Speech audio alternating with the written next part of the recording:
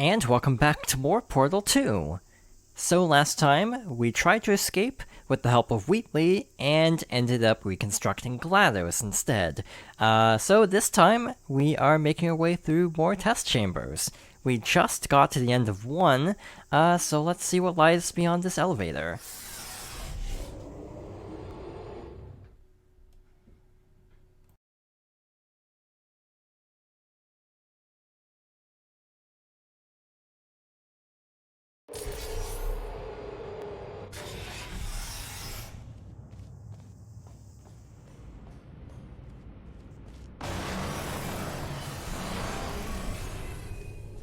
This next test involves the Aperture Science aerial faceplate. It was part of an initiative to investigate how well test subjects could solve problems when they were catapulted into space. Results were highly informative. They could not. Good luck. Alright, so we have a cube dispenser up there. So this is going to be interesting. We have to launch ourselves across first, hit this button, and then we have to catch this cube in mid-air. So this will be interesting. This requires slightly precise timing. Like so, got first try, and we are good to go.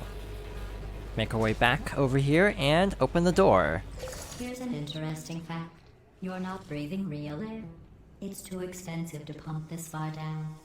We just take carbon dioxide out of a room, freshen it up a little, and pump it back in. So you'll be breathing the same room full of air for the rest of your life. I thought that was interesting.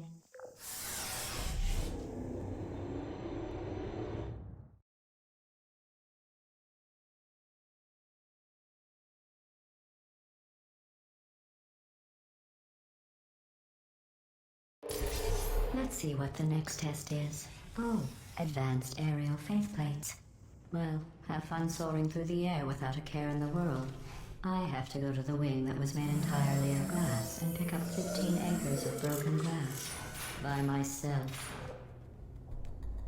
Instead of just being an AI trying to make us go through perilous science experiments, GLaDOS is now also, taking this very personally, in terms of the events of the first game. So that adds kind of an interesting dynamic to the writing and the character development of this game, having GLaDOS being very angry at Chell, but also kind of trying to act like it's not affecting her. Again, very passive-aggressive, to be honest. And yeah, adds a unique dimension to the writing, I'd say. We're just going to launch away all the way across the water, and we need to get a cube for that button. Oh, sorry. I'm still cleaning out the test chambers, so sometimes there's still trash in them, standing around, smelling and being useless. Try to avoid the garbage hurtling towards you.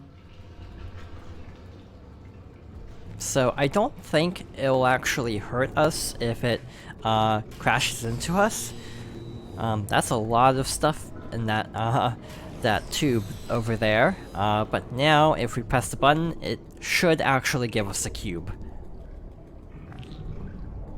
And there it goes. The portals are still set up, so it'll be able to make its way all the way over here. But that's not all there is to this.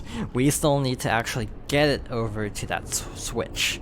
So let's place a portal there, and very carefully, let's try to drop this onto the button before trying to actually manually drop down and place it. It almost bounced off, but it managed to stay on, thankfully, so we are ready to move on. Remember before when I was talking about smelly garbage standing around being useless? That was a metaphor. I was actually talking about you. And I'm sorry. You didn't react at the time, so I was worried it sailed right over your head, which would have made this apology seem insane. That's why I had to call you garbage a second time just now. I feel like the very mellow way that GLaDOS speaks kind of makes the sassy remarks even better. So yeah, let's see what's next.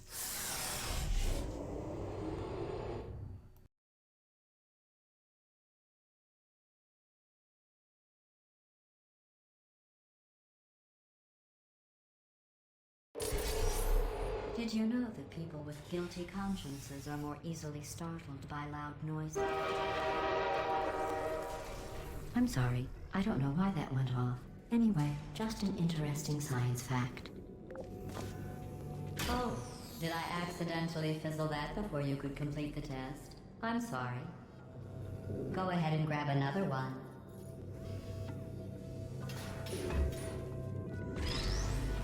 Oh, no. I fizzled that one too. Oh well. We have warehouses full of the things. Absolutely worthless. I'm happy to get rid of them. So yeah, the very mellow way that GLaDOS kind of expresses her bitterness towards Chell is interesting. It's an interesting direction for the character to go. Yeah, I feel like the writing wasn't this sassy in the first game, and they really ratcheted it up for this one. And I'm okay with that. Again, I think the writing is very good, and one of the reasons why this game is so well remembered. And we haven't even gotten anywhere close to what is considered the really memorable writing. So this is a companion cube,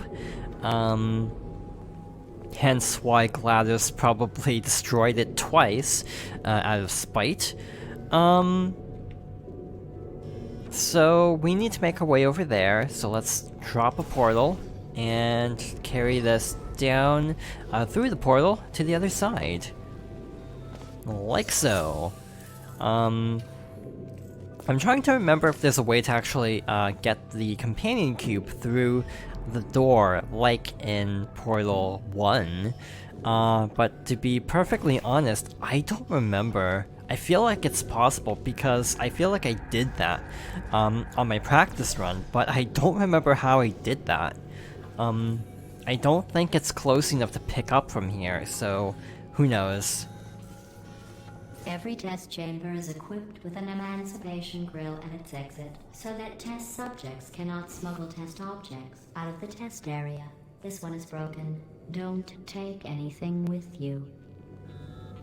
Never mind, I remembered. We have to place a portal on that wall and then carry this to the exit like so. And we are in this little area with the companion cube, which we're not supposed to have at this point.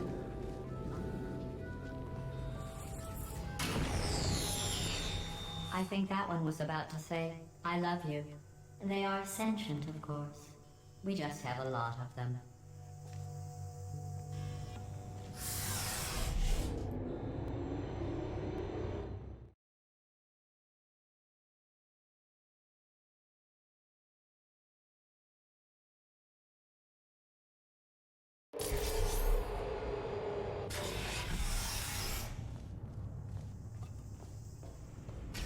This next test involves emancipation grills.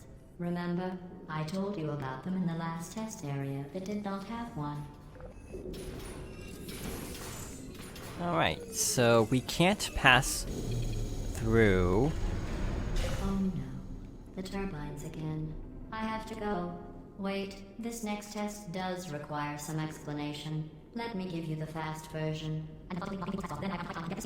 There, if you have any questions, just remember what I said in slow motion.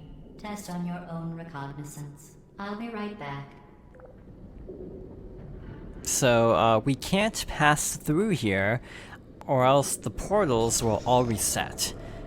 So what we have to do instead is use this little gap in this wall to make our way across. So first of all, we need this cube from there, and now instead of carrying it through there, we have to basically go around and use the laser and then pass through the portal once more to the exit. And away we go. No quips from GLaDOS this time because she is a little bit distracted.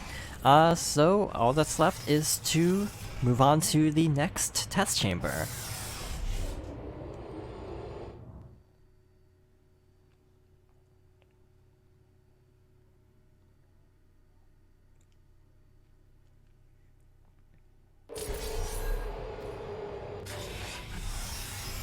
So one thing that's a little bit different in this game is we have chapters. So we just finished chapter 2 and started chapter 3.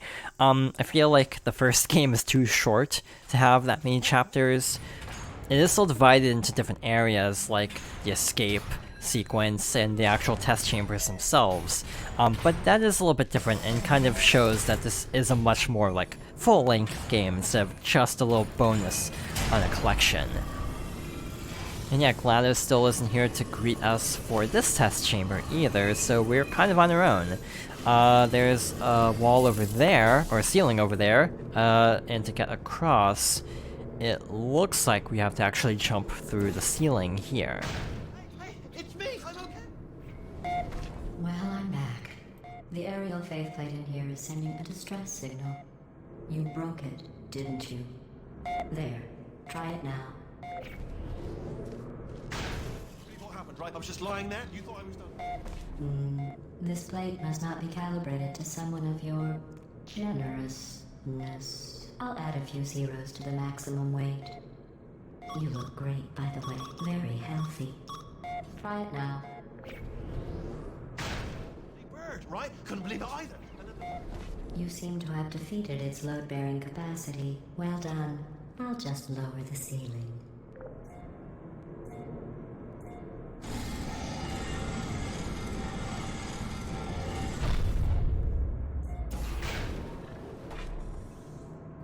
With this room and the previous one, I have to wonder how much they actually recorded. Like how much of Wheatley's story was actually recorded and then not used, and how much was actually recorded from GLaDOS that was just sped up. Like if those were actually instructions of getting through that room that were sped up, or if it was just meant to be gibberish. I'd be curious to know that, actually. I might try to investigate that at a later time. Alright, so this one isn't too bad. It kind of combines a few things we've seen, such as the momentum, physics, and the launcher plates. So now we have this cube, and we need to get this laser past this wall. To do so, we have to place a portal here, and one on the other side, and that should do it. But the problem is, how do we get over there? So is there a place that we can launch to? There it is. So let's actually launch up first, and then set up the lasers. Like so, and Look at you, sailing through the air majestically, like an eagle, piloting a blimp. okay, kind of misplaced that laser a little bit, but we are good to go. So yeah, it is a very interesting style of dialogue, especially because the main character is a silent protagonist. So it's kind of interesting that all the characters don't really have anyone to play off of, which is kind of interesting. Like, I do like the scene of Wheatley trying to get Chell to talk to him, and she just jumps instead. So yeah, it's very interestingly written, I'd say.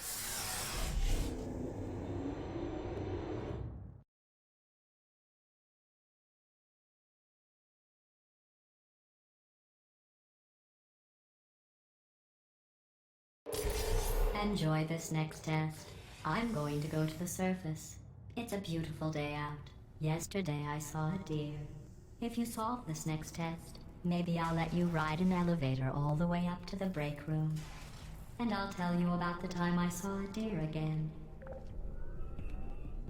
Alright, to be perfectly honest, I'm trying to remember what to do here. I think we need to blockade this laser, so we need that cube over there to start out.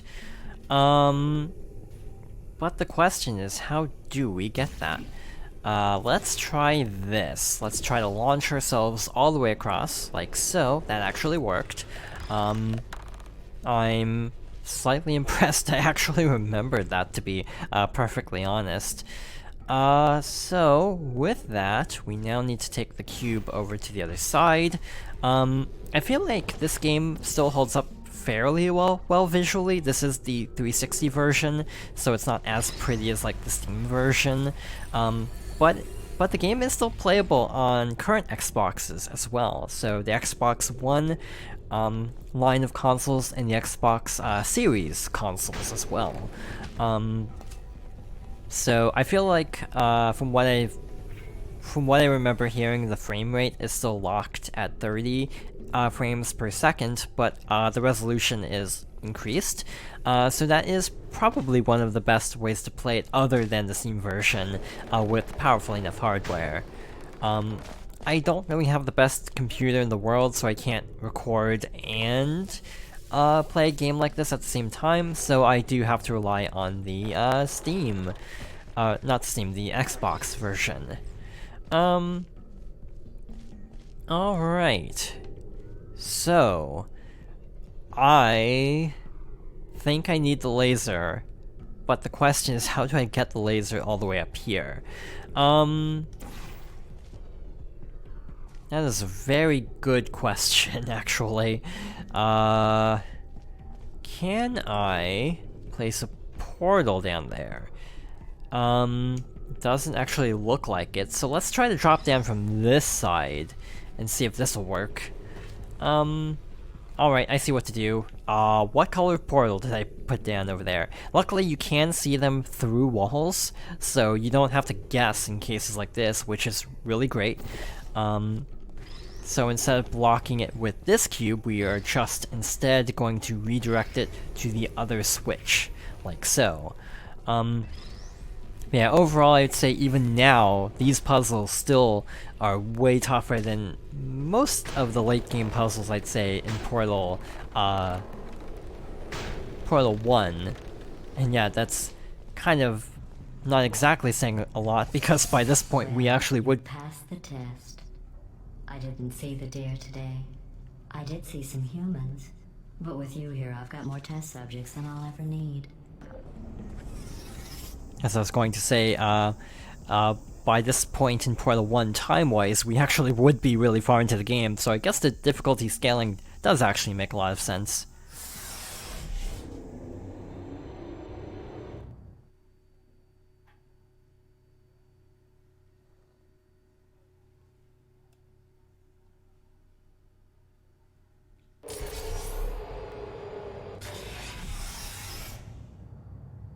Alright, so we have entered a new test chamber, but we'll have to see what it's like next time.